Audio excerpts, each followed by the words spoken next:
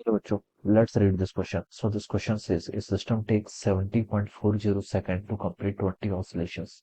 The time period of the system को क्या बताना है आपको, यहाँ पर टाइम पीरियड बताना है। ऑलराइट, तो चलिए बच्चों इस क्वेश्चन को स्टार्ट करते हैं। So we can write down the key concept of this question. इस क्वेश्चन का की कॉन्सेप्ट आपको बताना है, टाइम पीरियड फाइंड आउट करना है। ठीक है, तो टाइम पीरियड लिख लीजिए।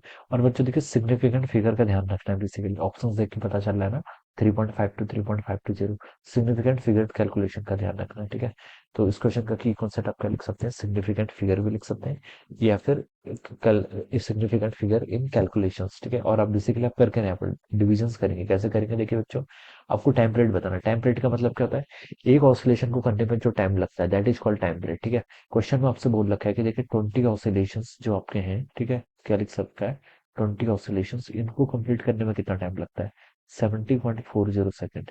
These are the number of this is a time which is taken to complete the 20 oscillations। एक oscillations को करने में जितना टाइम लगता है that is defined as the, इसे आप क्या बोलते हैं, आपका टाइम पीरियड। ठीक है, तो ये कितना हो जाएगा 70.40 सेकंड डिवाइडेड बाई कितना 20। तो भाई यही आपको फाइंड आउट करके बताना है, यही क्या होगा इसका टाइम पीरियड। ठीक है, तो टाइम पीरियड देखिए किसके इक्वल हो गया, यूनिटरी मेथड का आपने यूज किया बेसिकली, 70.40 डिवाइडेड बाई 20। इसको आप डिवाइड कर लीजिए। अब बच्चों देखिए सिग्निफिकेंट फिगर का ध्यान यहाँ पर रखना है। नीचे देखिए 20, 20 में कितने सिग्निफिकेंट फिगर है, इनफाइनाइट। ऑलराइट, कितने हैं, infinite number of significant figure है। 70.40 इसमें कितने सिग्निफिकेंट फिगर है आपके, 4 सिग्निफिकेंट फिगर। ठीक है, तो इस पर 4 है, तो जो आपका फाइनल आंसर आना चाहिए उस पर भी कितने आने चाहिए आपके, 4 सिग्निफिकेंट फिगर होने चाहिए। ठीक है, तो इसको मैं सॉल्व करूंगा तो देखिए 20 3 60 3.520 ये आंसर होना चाहिए। इस पर कितने आपके 4 नंबर ऑफ सिग्निफिकेंट फिगर है।